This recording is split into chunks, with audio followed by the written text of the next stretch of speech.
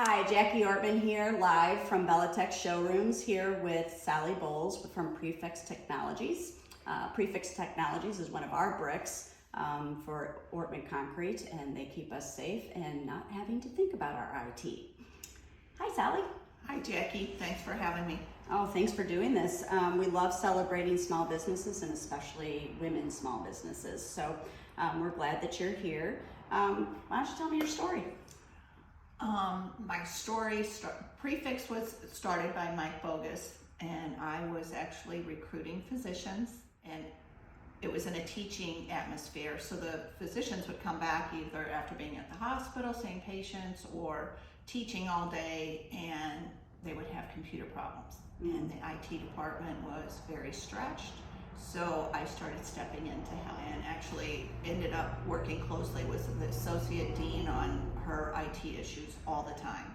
And at one point, a physician came to me and said, "Sally, what are you doing?" And I said, "I'm working." And he goes, "I think you're smart. You need to branch out." And my feelings were hurt. But long story short, he introduced me to Mike Bogus. Mike Bogus said that he would love for me to come on and be a business partner and the face of the company. So I've been with PreFix now for about 6 years and have really enjoyed it. So did you like IT, or did you have an IT background, or? I'm pretty much self-taught, which is embarrassing to say. My degree is nowhere near it. Self-taught a lot at SLUB. The thing about technology is it changes daily, weekly, monthly. So yeah, constant reading, constant keeping up with things, and constantly making sure that my customers are secure and safe. That is really awesome. I really like that whole story, and solving the problems, finding the solutions, and actually I think that you get a degree in that, and it gives you a basics, but like you said, it's changing all the time. So I'd rather have somebody that's always on their toes, absorbing and trying to get the new stuff. What is your favorite part about owning PreFix? I think working with the customers, learning their business, finding out their specific needs. Not everybody needs a huge server. Not everybody needs a entangled network, so to speak. Other companies may need 2 or 3 servers and be in several locations. So it's really the making sure that people are only getting and purchasing what they need. There's no reason to over purchase. Everybody's job function is different. An engineer needs a CAD machine, a receptionist needs a very basic machine. There's no reason to overspend, just get what your employees need and make sure they can work. Well, I know we appreciate that kind of trust and not having to do all the research and figure it out for ourselves, so that we're having to be the top educated consumer, because we can trust and we know that you're going to provide us with that information, and it's why we love you and have you as one of our bricks. Let's see, so I know as a woman in concrete, it comes with its own challenges, and of course I've filled my offices with wonderful badass women. Yeah. So I feel very supported, and actually the construction industry has worked really hard on supporting women in the industry. How has it been for you to enter into the IT world? And because I still think it's still pretty male dominant. It is. And then there's IT too, so not always the most verbal conversationist. So kind of explain to us how you navigate through that. And I think people learn from stories. So what's yours? I would say a lot of IT techs that are really, really intelligent don't always like to be customer faced. They would really like to work behind the scenes to meet everybody's needs. And there are not a lot of women in my industry. So when I do meet one and find one, we tend to bond together quickly and give each other referrals, and even bounce off of each other what we can do, how we can grow, and how we can make things better. Awesome. I think too, we've branched out, and actually there's kind of a movement going on right now with women businesses building each other up, and so regardless of what industry you're in, a small business owner, it's kind of a special club anyway. So there's just no way to explain it completely, and there's understanding. So when you meet another small business, there's a lot of things that are unspoken that are just understood, and it's why you connect usually instantly. Then you add in women-owned businesses, and well, you know, we're just going to change the world. So We are. so it's really it's fun to work with and build each other up, but it's also fun to meet a fellow business owner that has the same challenges as far as male dominance and stuff, and no knock on it, because they're really I've been well supported by other male contractors and things like that. It's actually the ones that gave me a voice. So but it's still fun to work with the girls. So what has been your most memorable event with your company or customer, or what's one of your favorite stories?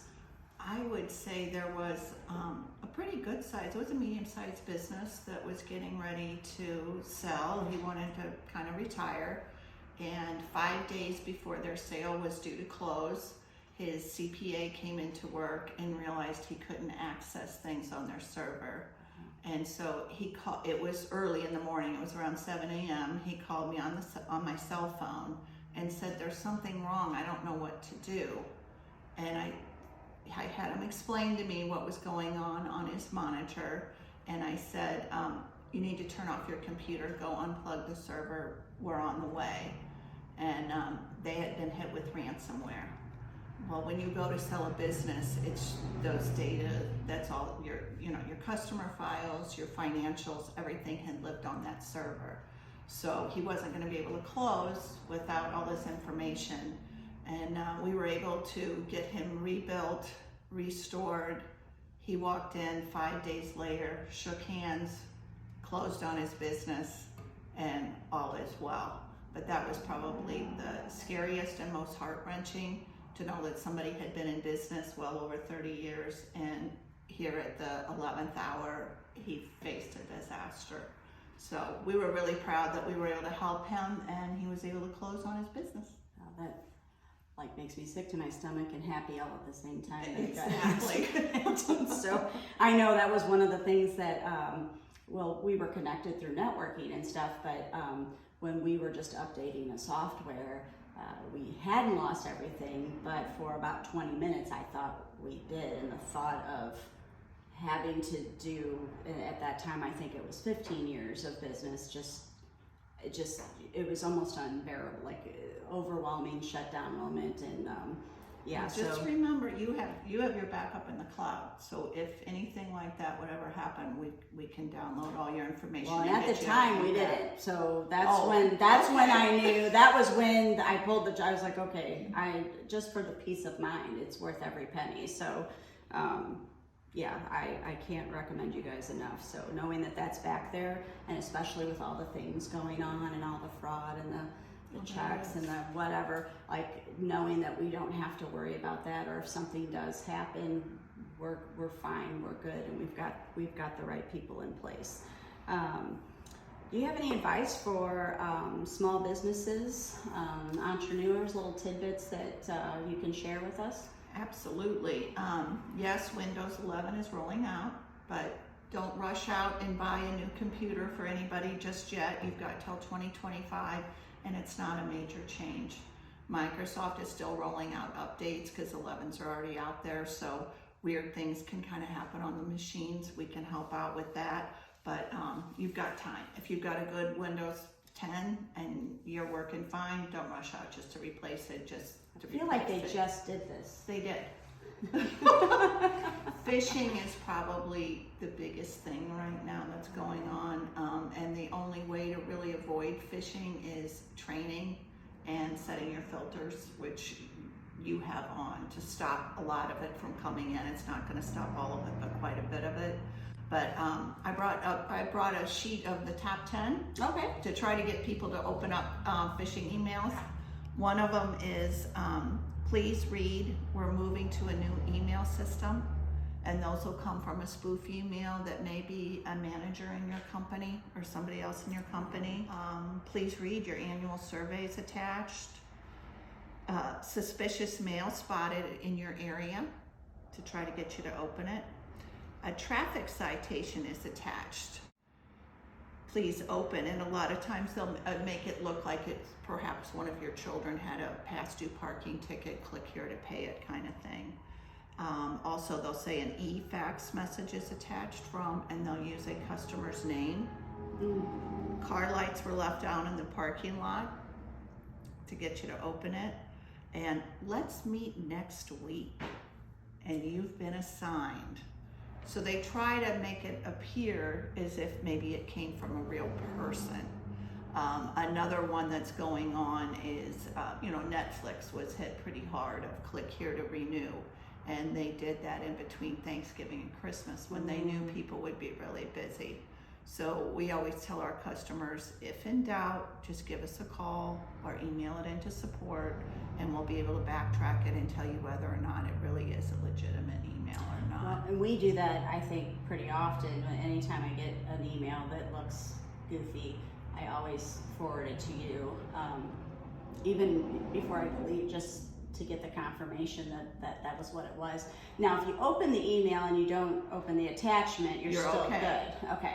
So I always wondered that. And do you actually offer the training and stuff for companies? Will you come in and help train their This employees? is something that's one of my goals, and I'm hoping within the next 3 to 6 months that I'm going to be able to start doing that. Wonderful. Even if it's just sending out emails to see maybe if Mindy might open them or you might open them, and then be able to tell you this is why you shouldn't have opened it, and if you look, this would have given you the signs to not open it, only because it's so on the rise. Love it. Yeah, we definitely need to be educated and know, and with things ever changing, it's good that we have good companies like you to help protect us. So I really appreciate you coming out and spending the afternoon with us, and I just can't tell you enough how much I appreciate you, and what a awesome boss lady I think you are, and thank you for being one of our bricks, and we'll see you later. Thanks for having me.